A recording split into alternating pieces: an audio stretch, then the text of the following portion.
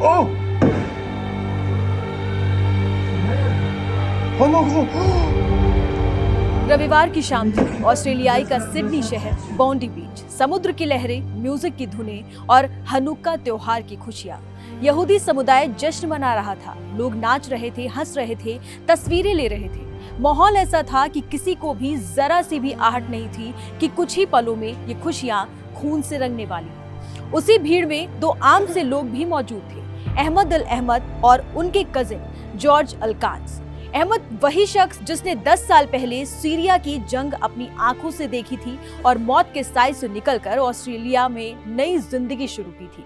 Sydney में एक छोटी सी फल की दुकान चलाने वाला अहमद उस दिन छुट्टी पर था, बस यूं ही घूमने निकला था। दोनों बाउंड्री बीच पर टहल रहे थे। किसी ने खाने का ऑफर किया लेकिन उन्होंने मना कर दिया। वजह बस इतनी थी कि उन्हें कॉफी पीनी थी।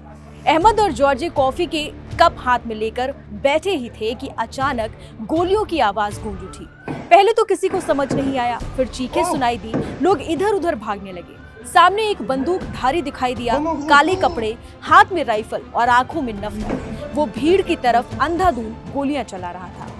जॉर्ज बताते हैं कि उस पल अहमद डर गया था। उसने कहा कि मैं मरने वाला हूँ, लेकिन अगले ही पल उसने कुछ ऐसा कहा जो किसी आम इंसान के बस की बात नहीं होती।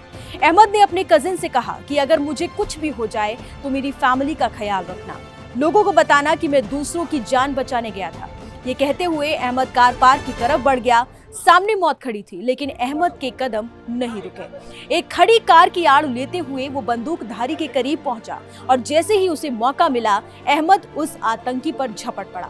दोनों के बीच हाथापाई हुई, गोलियों की आवाज, चीखे और अफरा तफरी के बीच अहमद ने पूरी ताकत लगाकर हमलावर को जकड़ लिया। वो उसे जमीन पर पटकता रहा जब तक कि उसके हाथ से राइफल छीन नहीं ली। बंदूकधारी गिर पड़ा। अहमद ने राइफल उठाई और कुछ पल तक उसे निशाने पर रखा, फिर उसे एक पेड़ के सहारे रखकर पीछे हट गया। इसी दौरान एक और शख्स उस हमलावर के पीछे दौड़ता दिखाई दिया, लेकिन कहानी यही खत्म नहीं होती। भागते हुए हमलावर अपने साथी से पुल के पास जा मिले। उसी पल अहमद को 2 गोलियां लगी। बाएं कंधे के पास वो वहीं गिर पड़ा। जिस शख्स ने सैकड़ों लोगों की जान बचाई वो खुद खून से लथपथ जमीन पर था। अहमद को तुरंत सेंट जॉर्ज अस्पताल ले जाया गया। उसकी सर्जरी हुई और अब वो इलाज के दौर से गुजर रहा है। अस्पताल के बाहर उसके पिता की आंखों में आंसू थे लेकिन आवाज में गर्व। उन्होंने कहा कि मेरा बेटा ऊपर वाले का शुक्र अदा कर रहा है कि वो बेगुनाहों की मदद कर सका, वो लोगों को इन दरिंदों से बचा पाया। मेरे लिए मेरा बेटा हीरा है। इस हमले ने ऑस्ट्रेलिया को हिला दिया है। 14 दिसंबर 2025 को हनुक्का उत्सव के दौरान हुए इस आतंकी हमले में 16 लोगों की जान चली गई है, जिनमें से एक 10 साल की मासूम बच्ची भी शामिल है। 40 से ज्यादा लोग घायल हुए हैं। यह हमला यहूदी समुदाय को निशाना बनाकर किया गया था। हमलावर पिता और बेटा थे, जिनमें से एक को पुलिस ने मौके पर ही ढेर कर दिया और दूसरा घायल हालत में गिरफ्तार हुआ है। उनकी कार से आईएस के झंडे मिले। प्रधानमंत्री एंथनी अल्बानीज ने इसे शुद्ध बुराई बताया है और सख्त गन कानूनों की जरूरत पर जोर दिया। लेकिन इस अंधेरे के बीच एक रोशनी भी थी। अहमद अल अहमद, सीरिया की जंग से बचकर आया एक मुस्लिम शख्स जिसने नफरत के सामने इंसानियत की मिसाल पेश की।